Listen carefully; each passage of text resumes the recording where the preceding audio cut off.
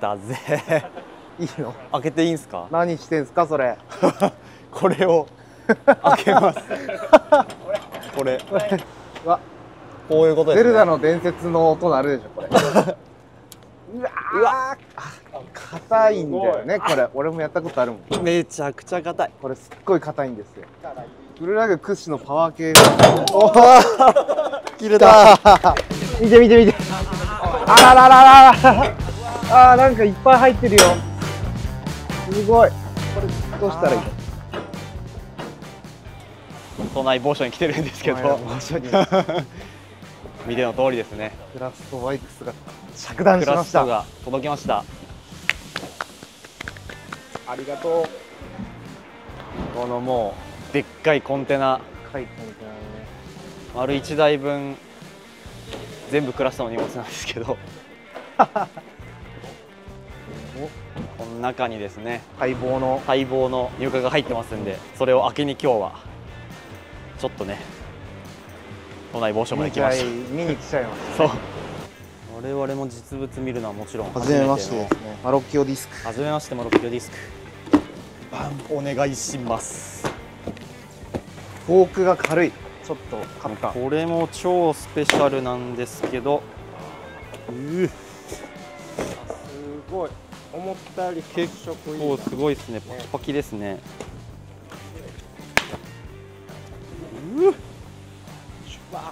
かわいい。かわいい。ただここフィレットですよ。見てください。こ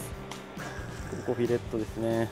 あーらららら。セロスフォークですね。これはお明らかに金属じゃない重さが入ってるの。ヘッドバッジが可愛いです。我々的にはまだなんだろう、前菜的な前菜感じですね。的な感じです。こっからじゃないですか。っていうのもただの新モデルじゃないっていう。そう。あれあれ、そういう感じか。あと箱の中に箱入ってんだこれ。何回か箱が出てきます。うわー、これですよ。すごい。ブルーラグバイクショップスペシャルエディション。やばいよ。かっけー。箱のデザインが天才ですね。これはすごい。これは我々のあれですね。友人のふみくんがふみくんがねデザインしデザインしててるとこ。自分の1スケールハイパフォーマンスサタニックランドです。すごい。開けなくてもいいんじゃないもうこれ。あれですね。プラモの箱サンプリングの感じで。そんなことより開けちゃいたい。写真は見てるんですけど、実物はうわーおーいいじゃん。いい。あ、めっちゃいいわ。おお。オレンジホワイトスプラッター54トップで。4トップで。うわー。ボンボーラー。中間的だけど派手な色なんで。こちらも同じ。こちらもスペシャルボックス。クスだ。ドドン。自分の1スケールハイパフォーマンスグラベルバイク。いやー、来ましたね。来ましたよ、このニューカラーというかね、ブルーラグ別注カラーですね。そうですね。こちらがボンボラとこちらがエバージョンでございます。でまあ今回はすごくいいきっかけなんで、このクラストの主力2品番何が違うのっていうのを、はい、やっぱお店でもよくねお客様からご質問いただいたりとかお問い合わせいただきますんで、なんかその辺を乗ってる我々がご説明できたらっていうので行ってみます。お願いします。じゃあクラストマイスターのセントさんから何を乗ってますか？僕はボンボラ。ボンボラ。はい、乗ってて、前からボンボラエンビーってやつ3、4年前ぐらいから乗ってて、はいはい。そしてまたえ組んじゃったんすか？ボンボラを増車するっていう。すごい。そんなことある？そんなことあるんですね。いやー、上がっちゃったっすね。日本限定からかっこいいなって思ったのとはもう入荷してね、さっきの多分冒頭の動画でもあったんですけど、触ったらもうドーンってこれじゃんってなって組み合わすと言ってしまって、どぎついやつをいいっすね組みました。半端ないですねここにはいないんですけど。じゃあミミはどっち？僕はエバージョンに、おエバージョンはい乗ってます。近いモデルでフロリダマンも乗ってるんで、あ、そっか、はいボンボラの派生モデルね。そうですね。まあただ違うモデルっちゃ違うモデルかなって感じで、エバージョンを何台か持ってる？エバージョンは1台なんですけど、エバージョンに近いモデルを3台持ってるって感じですかね。トトレイル140とデレデレーチョーチョだ。はい。うわ、トレイル140は後ろ側がエバージョンと同じ設計になってる、全く一緒ですね。この辺の話はちょっとまた後でって感じ、で私も富さん実ははい今年の2月からはい。乗ってまして、エバージョンですね。これはあんまり触れられてない。店頭ではおなじみだけど。伝統では結構おなじみで、っていうのもちょっと乗り込んでからちゃんとこう噛み砕きたくてなんかやっと今回話すみたいな感じになるかも。なるほど。って感じで、まあ乗ってるのは分かりましたと。そうですね。なんかまあ時系列っていうか、このエバージョンとボンボラができてきた、うん経緯的にクラストの始まりの歴史みたいなところもあるけど、そうですね。それもやっぱこそうれ紐解いていきたいところ。結構大事かな。確かに。はい、ネット上にはそんなにこうオフィシャルサイトにうん経緯とか歴史とか全然ないんで、確かに。あんまり多くを語らないブランドなんで、まあそれも掘っていくのは面白くていろいろ調べていってね。まあ時系列でいうとエバージョンがエバージョンがファーストモデル、ファーストモデルですね。そう自転車としてはファーストモデルで。で開封動画に載ってるであろうデザインの箱ダボール、あれにも10 years とか書いてたんで、あ、そうだっけ。うはい、ん。ちっちゃく書いてあったんで、まあ、一応 10年11年なのかなと僕は思ってるんですけど、うん。はいはいはい、まあ、でクラストが創設した時にこのエバージョンはできたっていうそうだね。感じ。 2014、5ぐらいだっはい、うんたかな、そうなんだ。確かこの、まあ、シルエットは一緒だけど結構細部の規格が、うん。結構違う。うん意外とそう規格も違うし、ちょっとディテールも違うですね。おーこの辺が実は違かったり、パイプの太さが違うとか。フォークもまっすぐだったりとかもあるよね、そうですね、だからエバージョンが始まりのモデルで、僕がマットさんから聞いた話はもう彼自身のシグネチャーのモデルみたいなですね。感じで、もともとねサーリーを乗ってたっていうのがあったりとか。そうですそうです。サーリークロスチェックにマットさんが乗ってて、それを砂漠とかを超えるようなツーリング、そういうのをできるようにどんどん改造していって、うんフロントフォークはまさにこういう26プラスみたいなやつが入るように別のサーリーのね、フォークを入れて、リアもこの辺改造して改造してディスクブレーキ入るようにしたりとかしてね。作になってるしそう、僕が昔ブログ書いたなんだっけ、クロスチェックだった何か、クロスチェックだったら何かっていうものがあるんですけど、はい、でやっぱねあれの遺伝子がこう引き継がれてて、エバージョンって車体はものすごくて26インチの3インチの太さが入って、もうこのでっかいタイヤが入って、で間に 27.5 の 2.8 っていうのが入って、うん、で 700C まで入る、700の50まで入るから、入るですね。 3サイズコンパチで、その当時マットさんが魔改造してたチャリはフロントに26の3が入ってて、リアがそうですね。多分あれ700の50だと思うんだよね。多分そうですね。マラソンの 2.0 そうですよね。だから多分それをこうはーってやっと製品版になったのがこれみたいな夢のマシーン。夢のマシーン、すごいっすよね。しかも 700C のめっちゃ太いの履いても、うんちゃんとちゃんとバランスバランスでがすごい、乗り心地もいいし成立しちゃうっていう、ボンボラは僕なんかあんまりボンボラのそのどういう経緯でできたとかぶっちゃけあんま知らなくて、ああそれちょっと今日聞きに来てるとこもある。マジっすか。そんな喋れるかな。エバージョンのライトウェイトモデルああ本当にそういう感じなんです。作りましたっていうので、多分エバージョンの何年か後、うん3、4年後とかにできたのがこれで、基本のジオメトリーは一緒って言われてます。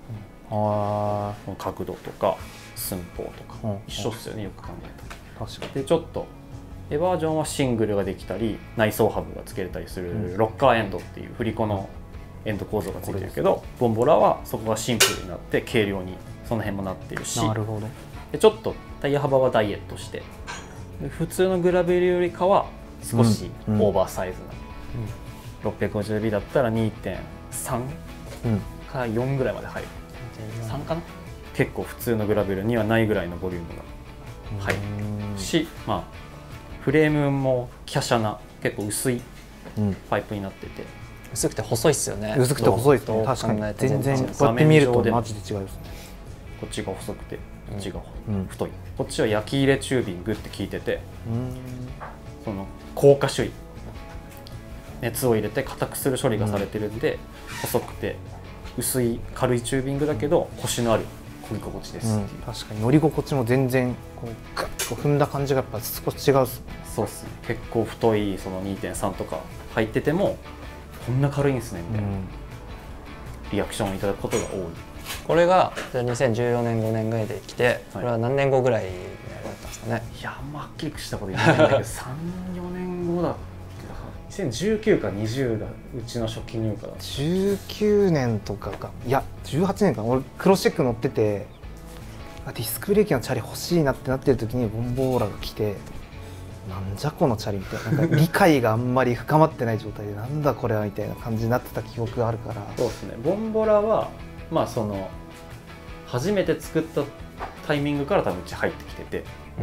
エバージョンは全然後からですね。全然その初めて作ったタイミングから多分2ロット目3ロット目ぐらいのそうですね、入ってきてるんで。確かにそうか。そう、ボンボーラはなんか個人的なイメージは何でしたっけ、カンザスみんなで走ってたダーティーカンザ、ダーティーカンザだ、ガラシャツみんな着て5人6ね人ぐらいでね、あれがすげえこうわっなって、でみんなドロップハンドルで、あ、なるほどね、この組み方がこのチャリいいんだねってあの写真でなんかこう思った気するし、なんかあれっすよね、僕のイメージではどっちもツーリングバイクではある、だから、まあ、これもツーリングバイクなんだけど、こっちはもういくらでもやっちゃってくださいっていう、もう何が起きても壊れないんで、どんだけでも飛んじゃったりとかしてるやつもいるもんね、はい、ジャンプしたりとかね。だからまあ荷物もどんだけでも恐れるし、まあ、一生ぶっ壊れないですよっていう自信を乗ってても感じるフレームだなって感じで、そうですね。ボンボラもまあそれはもちろん壊れないとかもちろん大前提なんだけど、当時意識してたかわかんないけど 700C の50近くまで入って、27.5、2.3 ぐらいまで入るっていう、今割とまあ今っていうかもうちょっと前にトレンドになったようなやつをもうだいぶ前からやってるなってイメージで、グラベルバイクを意識して作ったのか分かんないけど、その面がとっても強い自転車だなと思う。そうね、だからまあどっちもツーリングバイクなんだけどグラベルバイクっぽいバイクで、こっちはもうほんとハードコアダートツーリングバイクみたいな感じで僕は捉えてるんですね。サタニックランドだから。そうですね。サタニックランドってワードやばいですよね。箱に書いてるもんね。悪魔のツーリン悪グバイ魔的ツーリングバイクってことでしょ。やばいぜだ。どういうことって思ったの最初。わかんねえわ。なんでじゃあ2人は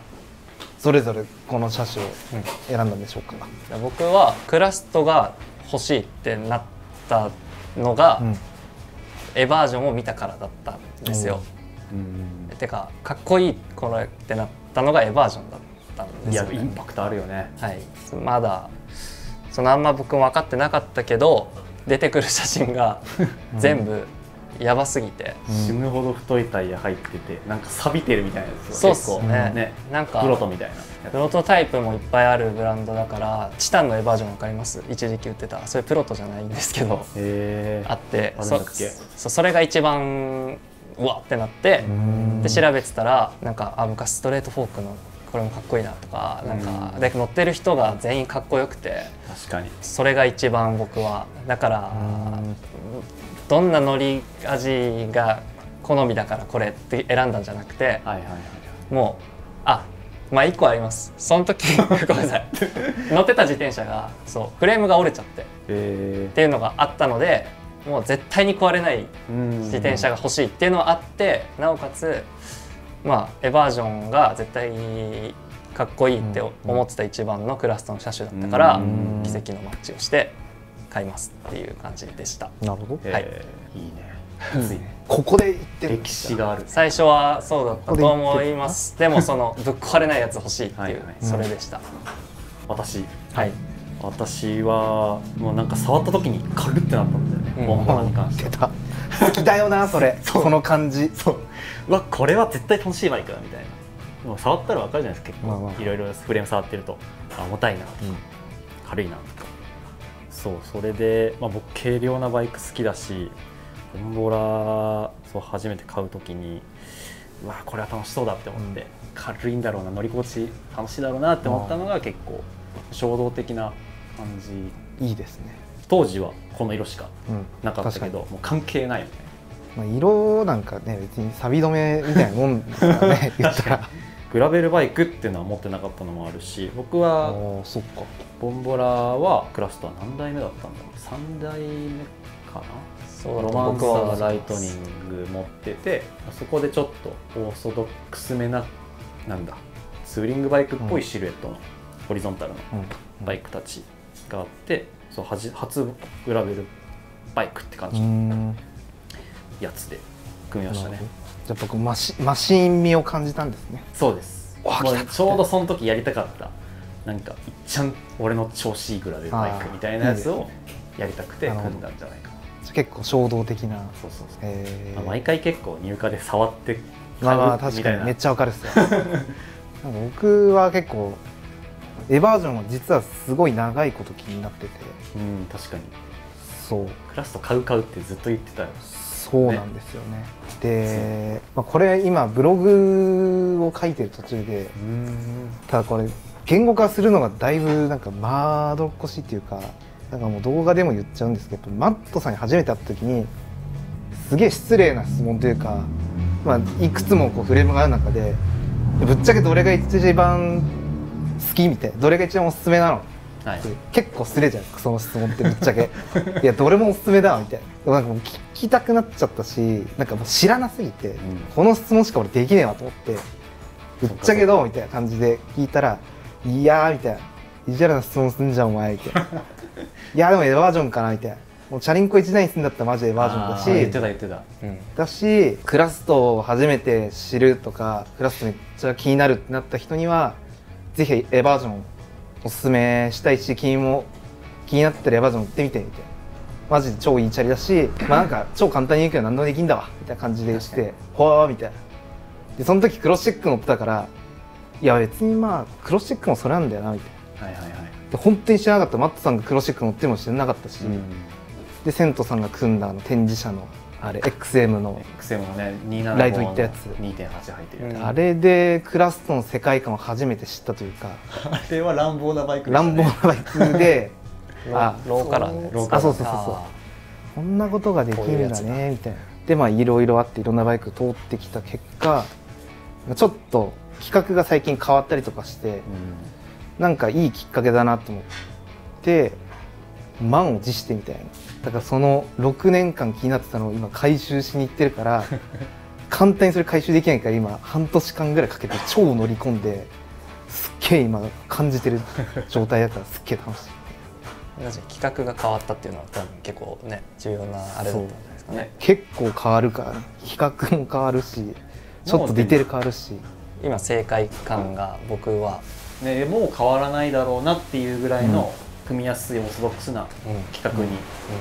エバージョン収まってくれて、こいつらは同じホイール企画ですね。一番オーソドックスなスルーアクスルの100の142っていうのもあって、僕はそれがきっかけかな。なんかきっかけはずいぶん昔からって聞いて、めちゃめちゃ調子いいっつってね。そう結構こんな気に入るとはって思った。いやそうですね。なんか自分がだから結構びっくりしてるっていうかなんかマットさんも覚えてるみたいな。この前会った時に俺こういう会話したの覚えてみて、そしたら覚えてて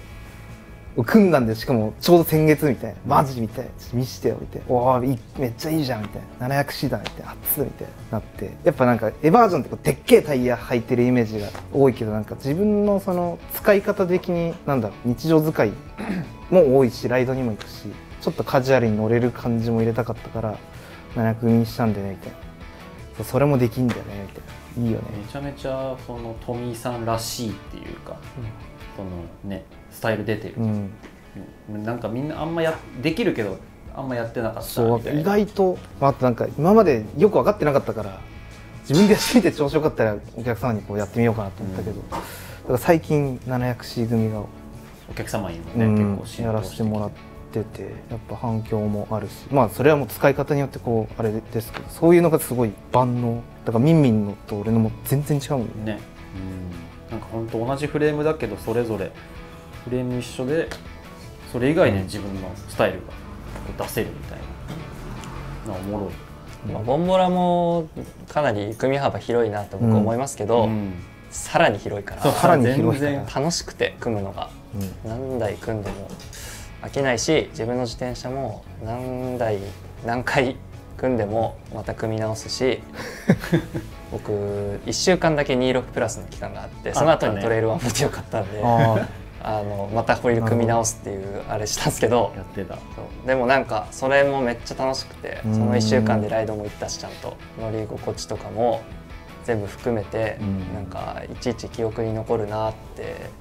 思うバイクなんで、なんか僕の中では自転車って全部そうなんですけど、なんか数ある持ってる車種の中でも一番相棒感が強い、本当に1台だけ自転車選べって言われたら本当エバージョンがいいなって、それは本当に思うし、松さんも言ってたんだって今トミーさんが言ってて熱かったんですけど、そうね、泣いちゃうじゃんエモいじゃんマットさんだってね、そのブランドのボスのシグネチャーからまず理解するにはそれから始めようとも思ったし、だし乗ってほしい人も多分ありますよね、きっとねそこからやっぱいろんなこう誰々のシグネチャーとかっていうのでこう派生していったりとか、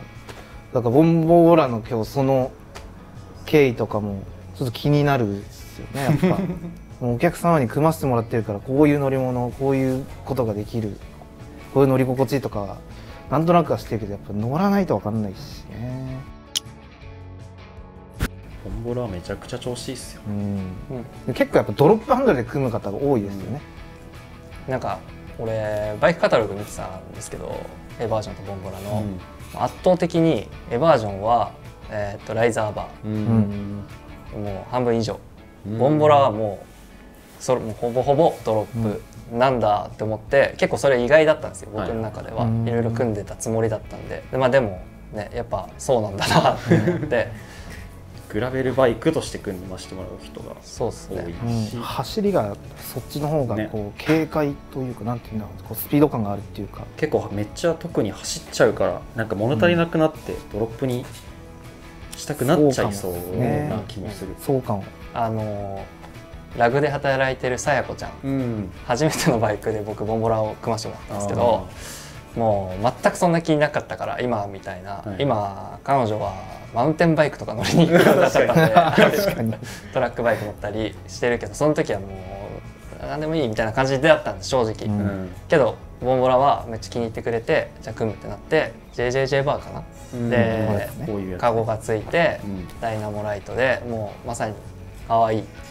結構好きな感じで組めたバイクだったんですけど、そう気づいたらドロップにしたいってなってなんかクランクも GRX にするとかなって、そうだからそういう魔力があるのかもしれないですね。かき立てられる何かがやっぱね確かにあるよ。でもめっちゃ体現してるな。確かに一人いたわ普通にその地で行ってる人がね。僕のお客さんはボンボラエンビ最初フラットで組んで、そこからやっぱこう乗り込んでったら、なんかこのチャリやたら速い臭くないっすかみたいな気づきましたみたいな、ちょっと一回ドロップで乗りたいっすで、そこからやっぱずっとドロップの人いるし、僕がマッシュロードでそうなったのと同じみたいな、や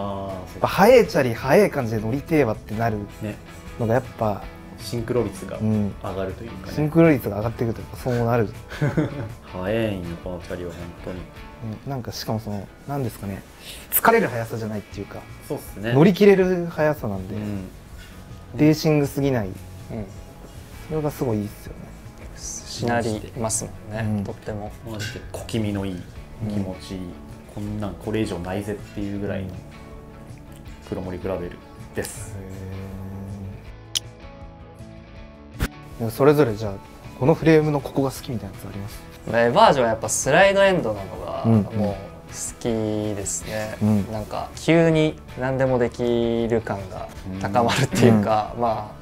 あルックスも好きなんですけど、そうあんま日本でやらないけど内装ハブが使えるとかっていうのはまず一個いいなって思うし、そこまで見据えてる自転車なのに日本のシーンにもこう合う自転車っていうのが、そのスライドエンドを採用することによってなんかなってんだなっていうのがいいなって。ウエンツさんとかは一緒にキャンプ行く前日とかに確かシングルにしてなんでだよ。そうめちゃくちゃつらけが落ちたけど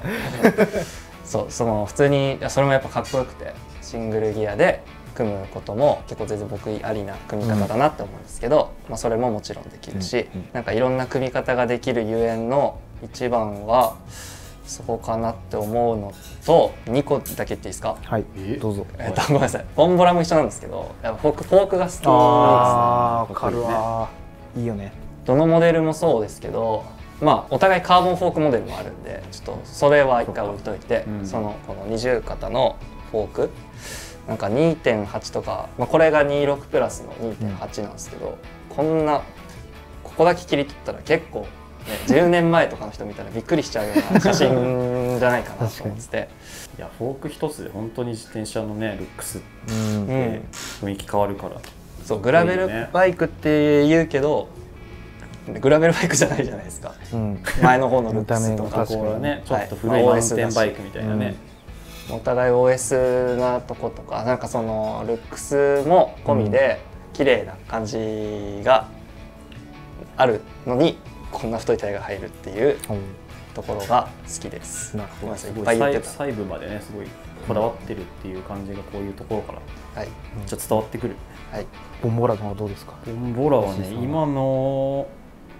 ボンボラで言うとまだ進化させてんだみたいな。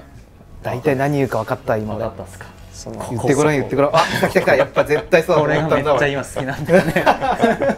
それで僕が前から持って1台目のボンボラはここが前の旧式で板なんだけど、新しい前回の2025のロットからここが 3D の鋳造に上がったっすよね。上がったんだよ。俺っつって変わってるっすね。なったっす。こっそり変えるからね。言わねえんだわ。しかもマットさんはかっこいいよなあの人ね。この前もだって会って話した時なんか別にそんなん知らなくてよくねみたいな感じで言ってくから、いや知りてえやつは知りてえよみたいな。そうパイプに関してのディテールとかも聞かないとマジで教えてくんないというか、まあそれでいいんだけど、そうここがねその 3D になって溶接範囲が増えて合成アップしてる壊れにくくなってるっていうのがすげえ今は刺さってる。それでいうとそのトミーさん気づいてたけどエバージョンのエンドのボルトがチタンになってたっていう。サビンの嫌じゃねってマットは言ってましたサビンの嫌じゃんここみたいな。だからチタンにしたし、ここやっぱトルクかけて締めないとじゃんみたいな。ステンだってやっぱね柔らかかったんだよね。チタンにしたんだよねみたいな。一緒みたいな感じで言って。外して持たないと外して持たないとマジで分かんないですよね。はっってなるそこも全くしれっと変えてて絶対コストかかってるのに別に軽さのためじゃなくてここ家庭方がよくねっていう感情の方がよくねっていう。さすが僕それちょっと言おうと思ってたんですけど先に言われた。ごめんなさいそことあとなんだろう俺あとやっぱここかな。ここのブリッジかっこいいよね。エバージョンロゴがどんどん入っててマジで見ないですよね。他に見ない。抜いてあるのは見ない。140も一緒。140も同じですね。本当ケツの設計全く同じなんで。これで140デレーチョもチェーンステーチョンとか一緒っすよ。こういう、まあ、ちょっとずつ変えてくるなみたいな話だと、ここも細くなったりとかね。ああ確かに。エバージョンここも細くなったっすかね。そう何ロットか前からちょっと細くしてみたりとか、パイプの太さとかも毎入かちょっとだけ違ったりするね。そうですね。それいいっすよね。急に細トップが254 254 318 318シートクランプのとこ変わったりとか。そうですね。なんかそういうところがなんかもうボンボーラーっバージョン関係なしにそういうなんか毎回こうアップデートというか、うん細かいディテールもこだわってるのがやっぱクラストのなんかグッとくるところでもあるし。僕が今質問っていうかあれなんですけど、こういう人にはじゃあボンボランを勧めたい、こういう人にはエバージョンを勧めたいを3ことぐらいで言うならそうだな。結構難しいけど、でも本当にクラストバイクスとはっていうそのブランドのことを理解したいし乗ってみたいって思うんだったらやっぱエバージョンかもしれない。僕はそういう感覚でやっぱ選んだし、本当になんかグラベルバイクとか便利に使える自転車とかだったらなんかもっとこうおすすめできるバイクあるっていうか、別にそれクラストじゃなくていいじゃんって僕もはっきり言っちゃうかもしれないお客様には、そうクラストバイクスがすごい気になってってなったらやっぱ僕マットさんと同じこと言っちゃう。今乗ってるし、乗ってみようみたいな、一緒に組んでみようぜってお客さんに言いたいからエバージョンをおすすめするかも。僕はもうボンボラに関しては調子いいグラベルバイク、ドロップで、オフロード走れるバイク、速いやつ、ってなったらボンボラをおすすめするかなという、ですね。マシンをちょうだいよっていう。そうっすね。答えになってるかなまあでもそれはあれですよね、ドロップハンドルにみんななっちゃうぐらい、まあそういう方向性、もうピュアに走るのを楽しみたいみたいな、走ることが結構自転車を買うことにおいて重きを置きたいっていう人に関しては絶対にボンボラがいいと僕も思うで、そういうことですかね。そうそうそう、そんな組み幅がいろいろあるよとかじゃなくて、もうこの形、このドロップでオフロードのタイヤが入ってる状態でずっと楽しみたいみたいな、もうこれが一番調子いいんでっていう感じなんで、僕も一個だけ言っていいですか。はい、エバージョン欲張りさんそうだね、欲張りさんにはエバージョンって思います。俺も欲張りさんなんで、今は何台かあるけど、そうエバージョン本当こねくり回すことが得意だし、700C でトミーさんのね、700C とか履いたら普通にめっちゃ速いしてか、めっちゃ速い、めっちゃ速い。確かにそんなやつ結構化け物ですよねあれ。でも僕は 27.5 の今 2.3 をチューブレス乗ってるんですけど、ドロップハンドルでめっちゃ速いし実際でも両方バコバコンでっかいラックついていっぱいの荷物乗ってる海外のツアラーの人もかっこいいし、分かんないけどいつかそういうことをしたいかもしれなくなっちゃいそうな人にはエバージョンを僕はおすすめしたいって思ってますね。目が詰まってるね。確かにそれはあるわ。やっぱ俺もクロスチェック出身だから、そうですね、それやっぱ同じところ感じるし、スーパークロスチェックですよね、まさにでもそのこういう人におすすめしたいっていうのは結構割とこう決まってるバイクではあるけど、なんかちょっと妙な乗り心地というかちょっと面白いじゃないですか、だからなんかクラストの他の車種どうなんだろうって気になっちゃうきっかけにもなってしまうバイクでもある。僕マジでそうなんで、本当に結構リアルに最初本当にクラスト買おうって何年か前にもう一回波的にこう来た時はボンボラに乗ってみようと思ったけど、やっぱその時にいやエバージョンかもなみたいな、なんか知りてえの方になんかもう一回なって、今結果的にこっちを乗り始めたな、今の推しはこっち、なんか僕に合ってるなこれ。なんか何やっても似合うのもあるっすよね、なんかそのトミーさんもカーボンフォーク入ったりとか、カーボンフォーク入れちゃってるから、ラットバーだったりとか、650のボスコあるじゃないですか、ウィル君が欲しいって言って作ったやつ、あれで139をつけた車体があるんですけど、それがめっちゃ良くて友達に組ませてもらったんですけど、なんかそれでさらにまた可能性を感じてしまった。そういうのを許容しちゃうスーパーエブリデイバイク。いやそうなんよね。そう最強のツーアラーだから最強のエブリデイバイクにもなりうるっていうのを、私も自分で乗り始めて気づきました。意外と似てて同じような感じだけど、まあ割とちゃんと住み分けが確かにね、こうやって話してみると、確かに確かにあるなって感じですよね。こいつはやっぱまあボスコつけるのはね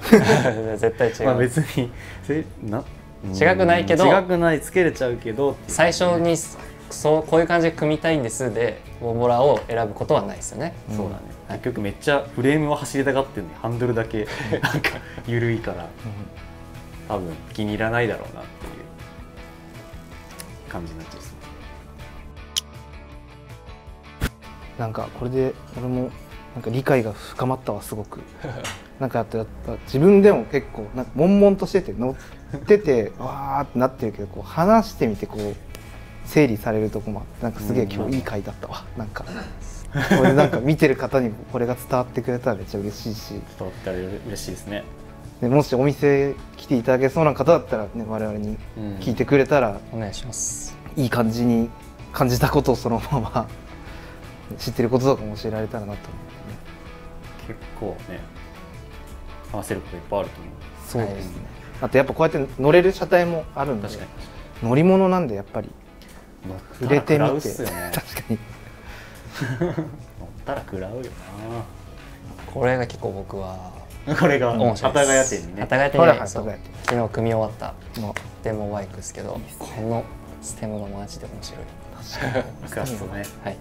昔からしれっとある。ある、SST なんかこんな短くていいんだって思ってミンミンとこのバイクは幡ヶ谷店にいるんで、はいはい、僕とトミさんは代々木公代々木公園園で店にいます。この辺のバイク、はいボンボラだけで4台ぐらいあるっすね。ボンボラだけ4台ぐらいありますなぜかでも別に張り合う気ないんですけど、今幡ヶ谷店もボンボラ異常にあります4台5台ぐらいあるとすごいあとまあ僕はそのエバージョンに近い車種を他乗ってたりするんで、トレイル140とあとデレーチョは 700C のエバージョンって感じなんですけど、簡単に言うと僕の中ではその辺の比較もなんかいつかちょっと僕はしたいなってはい思ってて、シリーズ化的次な回予告。はい私もちょっと理解を深めたいんでちょっとまたこのメンバーでそれはやらせていただけないかなと思ったりしてますいいでしょう。はいいいでしょう To be continued はいじゃあ今日はそんな感じではい、ありがとうございました。あありがとうございました。ラストバイクボンボラマジでハイパフォーマンスだからな。捨てちょうだい。ジャングルにいるカエルですねこれは